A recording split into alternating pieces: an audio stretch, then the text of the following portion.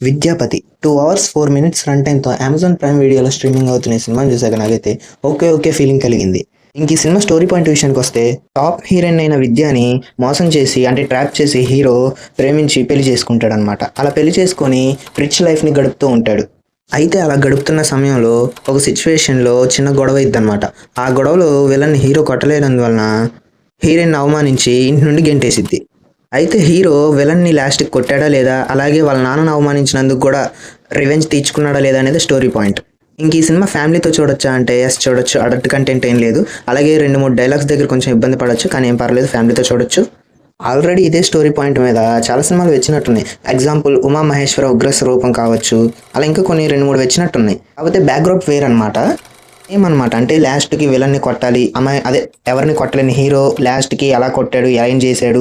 ఈ మధ్యలో ఏం జరిగిందనేది స్టోరీ మొత్తం కూడా ఉంటుందన్నమాట. ఇంక ఈ సినిమా ఎందుకు చూడొచ్చు అంటే ఈ సినిమాలో కామెడీ అక్కడక్కడ చాలా వరకు వర్కౌట్ అయింది. ఇంక ఎమోషన్ సీన్స్ అంటారా కొంచెం ఫోర్స్‌డ్‌గానే ఉన్నాయి. అంటే ఆర్టిఫిషియల్‌గా ఉన్నాయన్నమాట. ఇంకా హీరోయిన్ పడేసే సీన్స్ ఇవన్నీ కూడా అంతగా ఎక్కలేదు. ఇంకా సాంగ్స్ అయితే ఇంక చెప్పక్కర్లా నాకైతే నచ్చలేదు.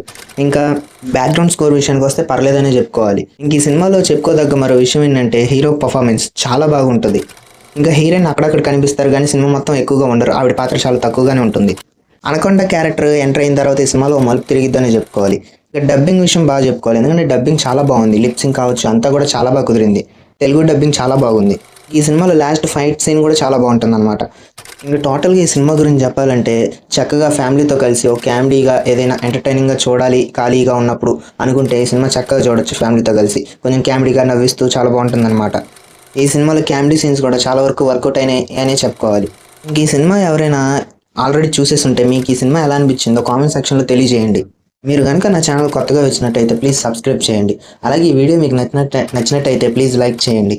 ఇంకా ఏమైనా రివ్యూస్ కావాలంటే ప్లీజ్ కామెంట్ సెక్షన్లో తెలియజేయండి. ఖచ్చితంగా రివ్యూ ఇస్తాను. లైక్ చేసి షేర్ చేయడం మర్చిపోకండి. Thank you.